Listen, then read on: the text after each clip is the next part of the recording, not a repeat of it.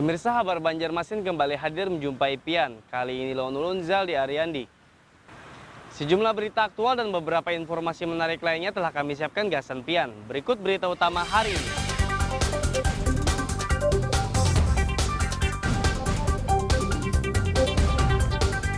Remaja tenggelam saat berenang di sungai.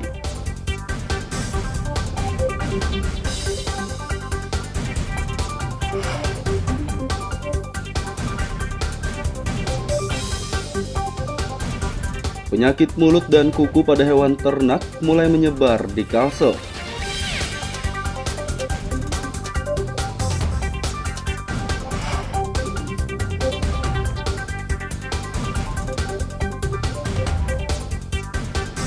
Dinding IGD Rumah Sakit Sultan Suryansah retak.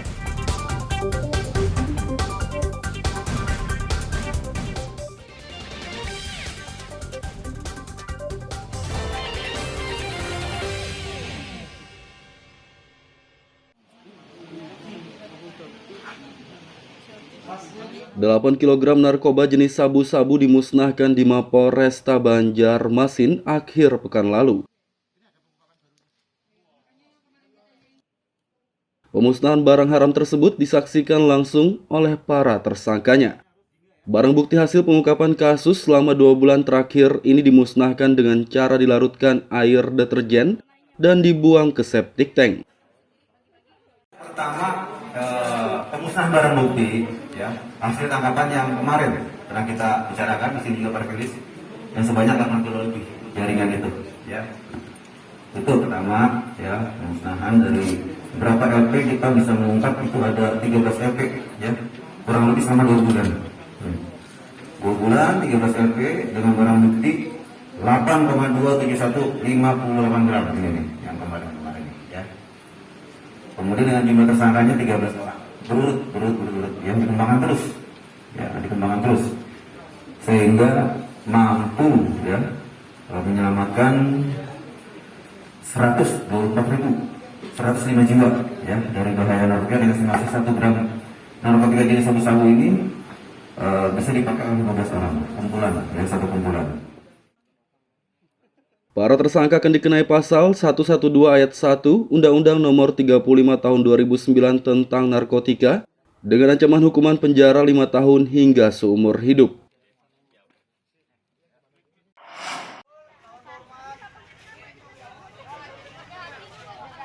Warga di kawasan Queen Selatan, RT 12 Banjarmasin Barat, digegerkan dengan informasi tenggelamnya remaja bernama Haris Satria Sanjaya Jumat sore. Remaja berusia 16 tahun warga Gang Samadi Ilham itu dilaporkan tenggelam di sungai pada sekitar pukul 17 WITA. Saat itu korban tengah berenang dan hendak menghampiri teman-temannya yang berjarak sekitar 19 meter. Pada jarak sekitar 15 meter, korban tidak terlihat lagi. Kami sudah berkoordinasi dengan Polair dan kita menyatakan A1 untuk anak tenggelam atau 1033 dinyatakan A1 untuk kejadian jam 17.00 diperkirakan atau jam 5. Untuk kronologinya seperti apa? Korban berkunjung atau berenang, jadi ingin menghampiri temannya di Pelabuhan Jalak, di Batang Jalak namanya. Itu kurang lebih sekitar 15 meter sampai 19 meter. Korban 3 kali 4 timbul tenggelam. Untuk umur sendiri korban berapa? Umur diperkirakan 16 tahun, kelas 1 SMA. Sejumlah warga berupaya mencari korban, namun hingga petang belum juga ditemukan. Dari kota Banjarmasin, Muhammad Lutfi Darlan dan Hudael melaporkan.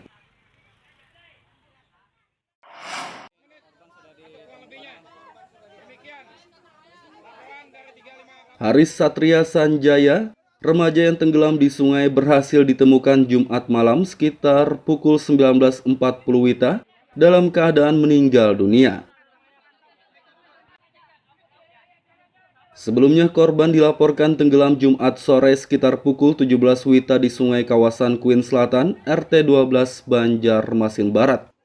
Jasad remaja berusia 16 tahun tersebut ditemukan di radius 25 meter dari lokasi awal tenggelam. Juga termasuk temannya, namun tidak berhasil. Nah, dilanjutkan dengan saya sendiri juga tanpa menggunakan alat, kedalaman kurang lebih 2-1,5 meter, namun tidak membuahkan hasil karena arus cukup deras. Dan setelah itu dilanjutkan oleh tim water rescue dengan menggunakan alat tradisional. Alhamdulillah sudah diketemukan kurang lebihnya jam 7 lewat 40 menit. Alhamdulillah, itu aja sekedar laporannya dulu. Orangnya tadi water rescue berapa orang tadi, Om? Untuk water rescue kurang lebihnya 15 orang bersama tim. Datang sekitar jam 7.30. Nah, karena kan menyiapkan alat, minta izin sama pemilik rumah juga tadi. Alhamdulillah sudah diizinkan pemilik rumah dan kawan-kawan bertugas. Alhamdulillah didampingi sama saksi temannya tadi menunjukkan titik di mana tenggelamnya terakhir kurang lebih dari titik awal 15 meter dan terbawa arus kurang lebih 3-25 meter. Usai dievakuasi, jenazah korban dibawa ke rumah duka di Gang Samadi Ilham, Jalan Belitung Darat, Banjarmasin Barat.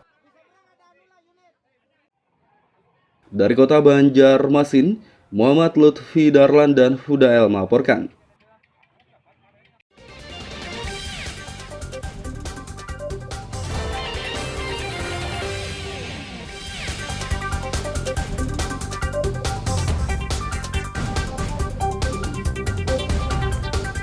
Remaja tenggelam saat berenang di sungai.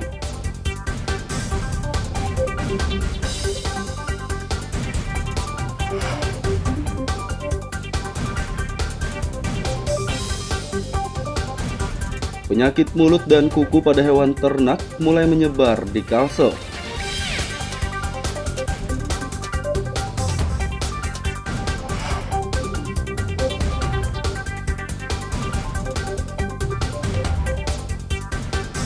Dinding IGD Rumah Sakit Sultan Suryansah retak.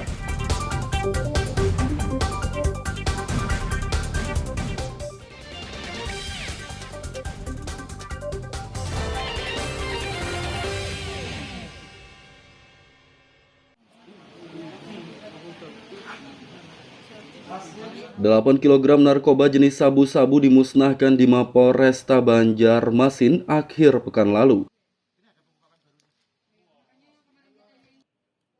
Pemusnahan barang haram tersebut disaksikan langsung oleh para tersangkanya.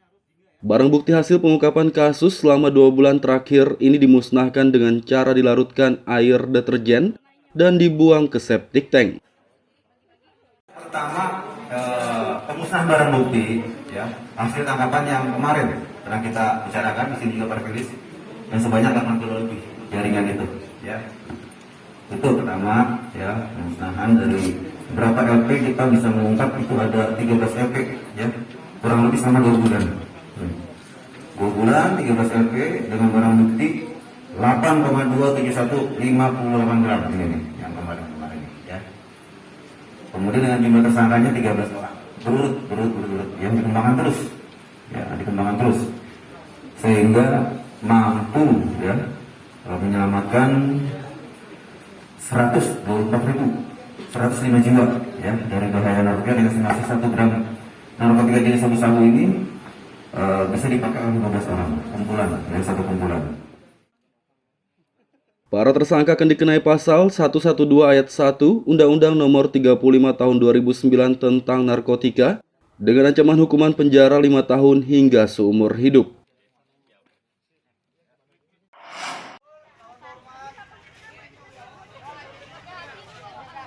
Warga di kawasan Queen Selatan, RT 12 Banjarmasin Barat, digegerkan dengan informasi tenggelamnya remaja bernama Haris Satria Sanjaya Jumat sore. Remaja berusia 16 tahun warga Gang Samadi Ilham itu dilaporkan tenggelam di sungai pada sekitar pukul 17 WITA. Saat itu korban tengah berenang dan hendak menghampiri teman-temannya yang berjarak sekitar 19 meter. Pada jarak sekitar 15 meter, korban tidak terlihat lagi. Kami sudah berkoordinasi dengan Polair dan kita menyatakan A1 untuk anak tenggelam atau 1033 dinyatakan A1 untuk kejadian jam 17.00 diperkirakan atau jam 5. Untuk kronologinya seperti apa? Korban kukunyung atau berenang, jadi ingin menghampiri temannya di Pelabuhan Jalak, di Batang Jalak namanya. Itu kurang lebih sekitar 15 meter sampai 19 meter. Korban 3 kali 4 timbul tenggelam. Untuk umur sendiri korban berapa? Umur diperkirakan 16 tahun, kelas 1 SMA. Sejumlah warga berupaya mencari korban, namun hingga petang belum juga ditemukan. Dari kota Banjarmasin, Muhammad Lutfi Darlan dan Fudael melaporkan.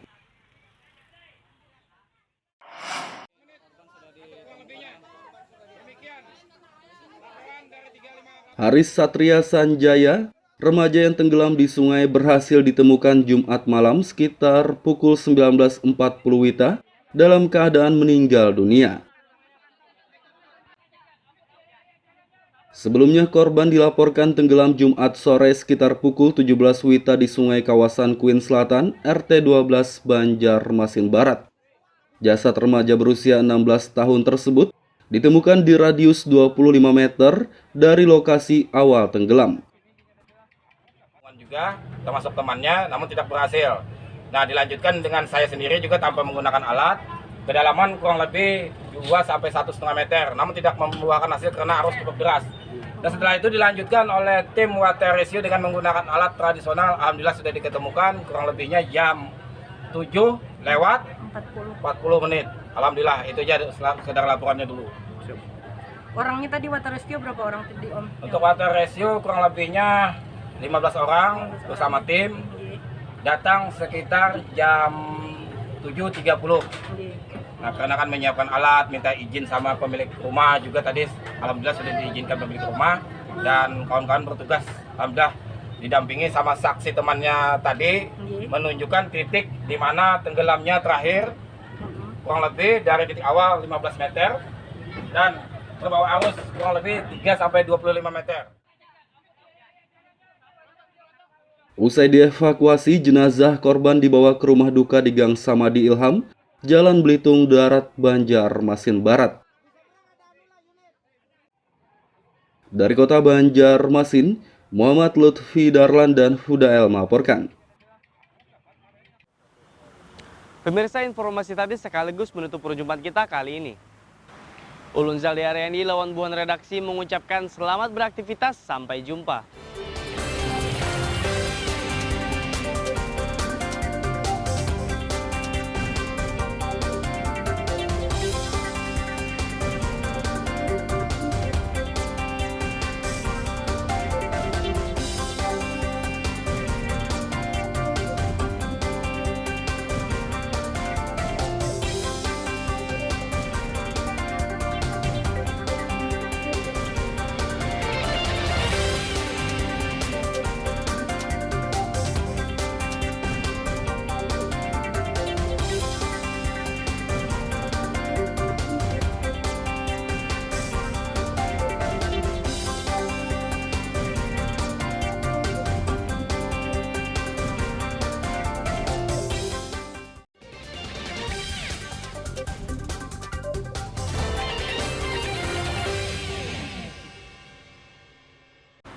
Pemirsa, masih bersama kami dalam Habar Banjarmasin.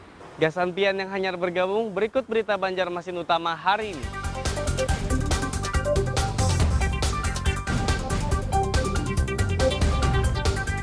Remaja tenggelam saat berenang di sungai.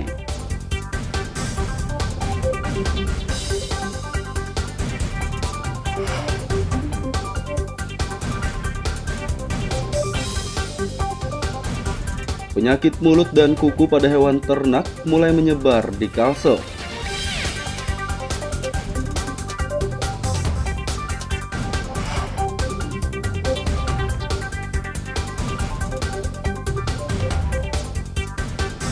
Dinding IGD Rumah Sakit Sultan Suryansah retak.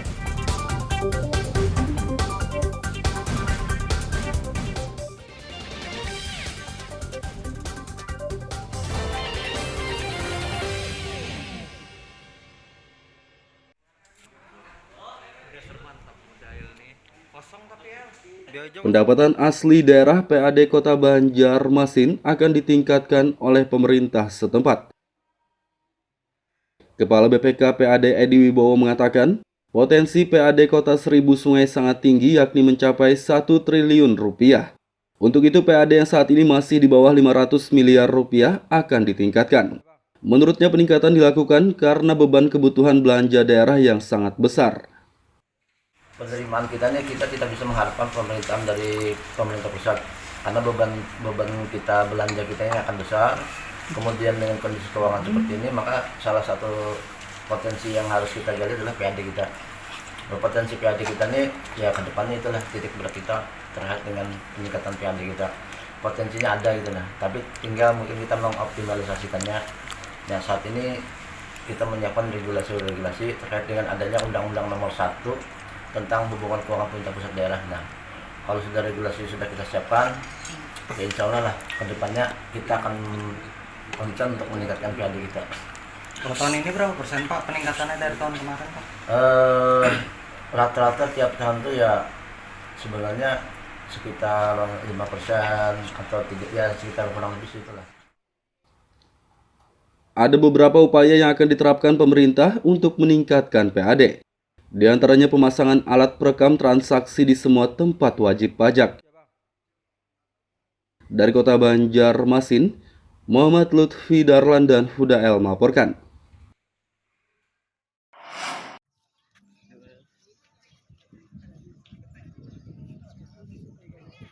Menjelang kompetisi Liga 1 tahun 2022-2023, Barito Putra mulai mematangkan persiapan.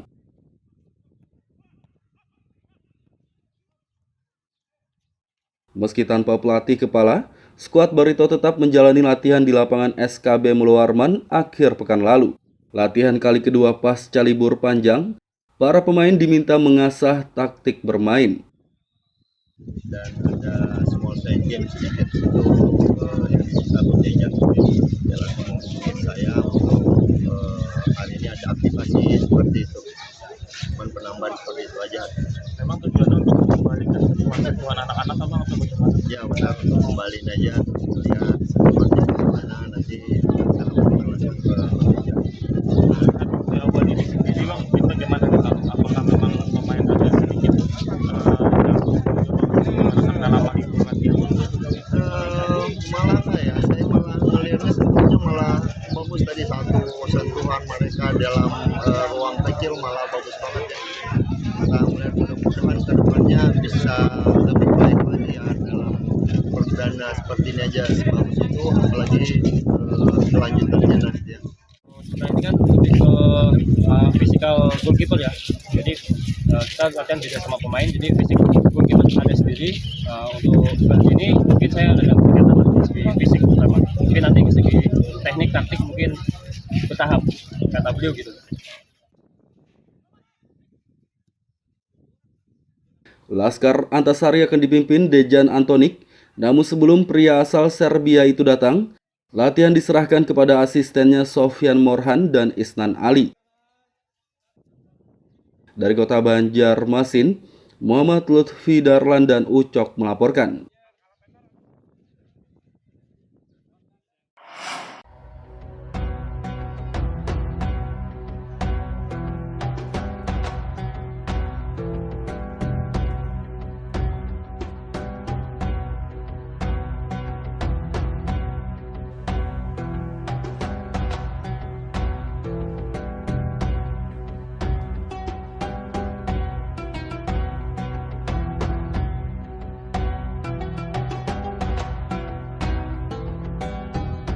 Puluhan napi dari anak-anak hingga dewasa yang masa hukumannya akan berakhir atau mendapat asimilasi tidak lagi menjalani kesehariannya di dalam lapas.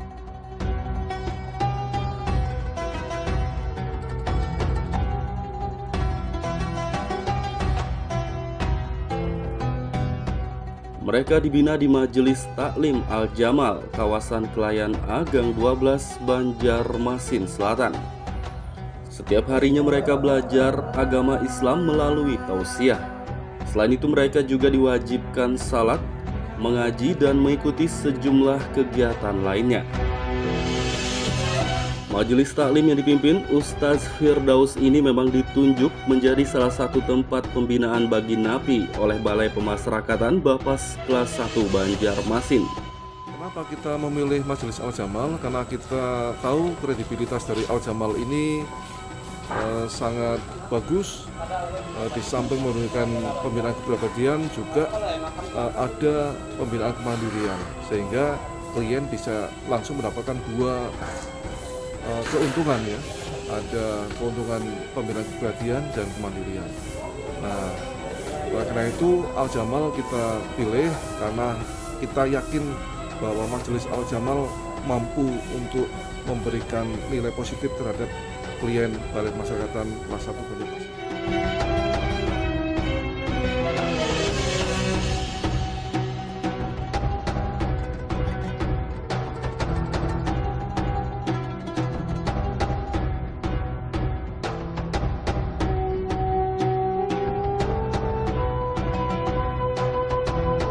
Di majelis taklim ini, para napi tidak hanya mendapat pembinaan keagamaan, tapi juga kepribadian, sosial, dan kemandirian. Bahkan sejumlah napi yang sempat dibina dan telah berakhir masa hukumannya, diberdayakan untuk bekerja di tempat usaha layanan servis AC milik Ustaz Firdaus. Bisa dijelaskan Bang, sejak kapan mondok di sini lah istilahnya? Tahun kemarin Pak, hampir 1 tahun lebih dia di sini. Sekarang udah nggak berstatus napi lagi ya, udah nggak berbinaan lagi ya? Tidak Pak, lamanya di bina di sini. Sekarang kerja apa Bapak? Kerja nyari aset sama situ Pak, pekerjaan di sini. Selama mondok lah istilahnya di sini, bagaimana menurut Abang nih sama mondok di sini?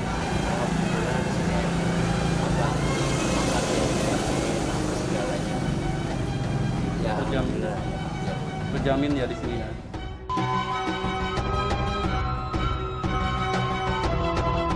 Ustaz Firdaus mengatakan, semua santrinya tidak hanya napi tapi juga anak jalanan dan yatim piatu. Menurutnya sebagian besar santri telah bekerja di tempat usahanya dan sebagian lagi bekerja di rumah sakit serta tempat lainnya.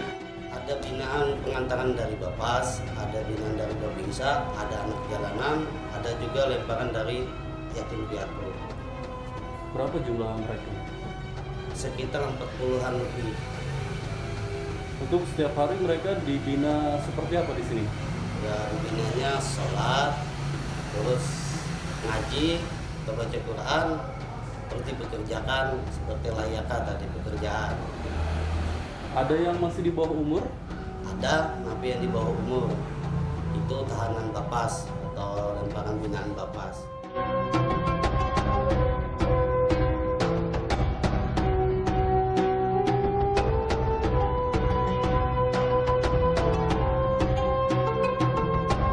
Ustaz Firdaus berharap semua napi yang sempat ia bina dan telah bebas tetap menjalankan semua pelajaran yang didapat di majelisnya. Muhammad Lutfi Darlan melaporkan dari kota Banjarmasin, Kalimantan Selatan.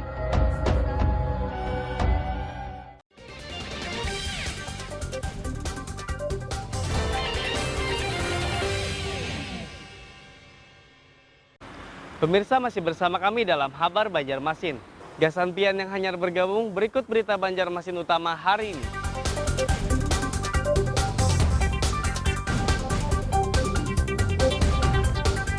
Remaja tenggelam saat berenang di sungai.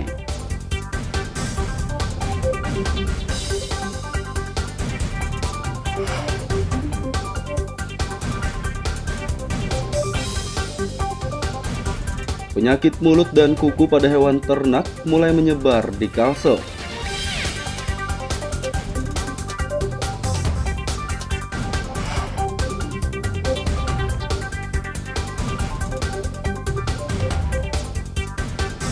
Dinding IGD Rumah Sakit Sultan Suryansah retak.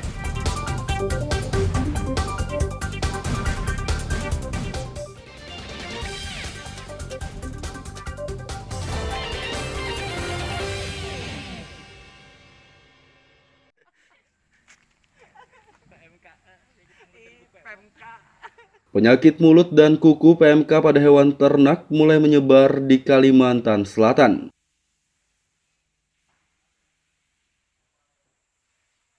Data Dinas Perkebunan dan Peternakan, ada puluhan ekor hewan ternak yang diduga terinfeksi PMK. 4 ekor di Kabupaten Hulu Sungai Utara dan 17 ekor di Kabupaten Tanah Laut. Untuk yang di Kalsel sementara ini baru ada laporan di 2 kabupaten dan 2 desa. Di mana aja, Pak? Jadi ada di Tanah Laut, di desa Bunijaya, dan satu lagi di Hulu Sungai Utara, di salah satu desa di Hulu Sungai Utara. Hanya di 2 desa itu saja. Dan sementara ini kita sudah melakukan surveillance klinis, kecuali di 2 desa itu, saya kira seluruh wilayah di Kalimantan Selatan dalam kondisi aman dan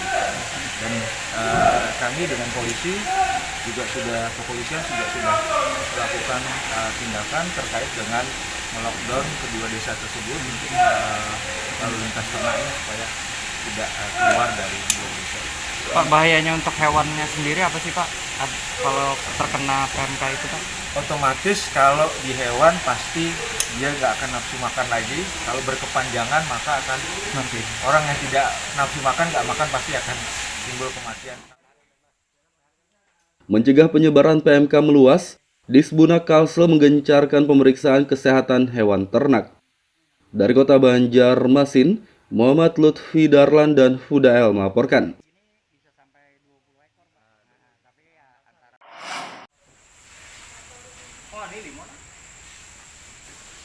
Mencegah penyakit mulut dan kuku PMK, pemerintah Banjarmasin kembali menggelar pemeriksaan kesehatan hewan ternak.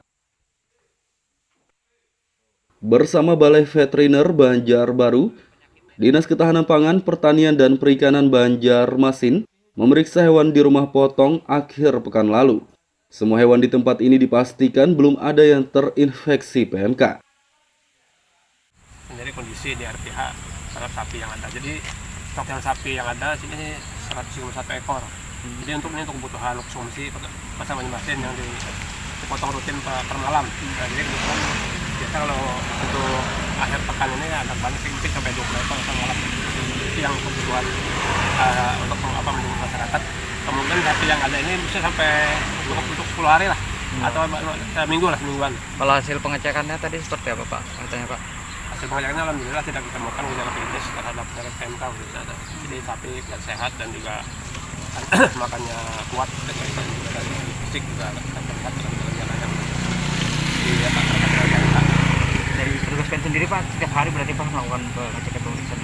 Ya, dari kami ada Satgas juga, ada gugus tugas di Pemko Banjarmasin, di Badan Kesehatan Hewan, kita juga ada dokter hewan yang selalu dan memeriksa kesehatan sapi itu sebelum sapi masuk kandang, itu kita periksa kesehatannya, fisiknya. PMK adalah penyakit yang disebabkan virus dengan gejala mulut dan kuku hewan mengalami luka. Selain itu, hewan yang terinfeksi bakal mengalami demam tinggi 39 hingga 40 derajat Celcius dan mulut mengeluarkan lendir berbusa. Dari Kota Banjarmasin, Muhammad Lutfi Darlan dan Fudael melaporkan.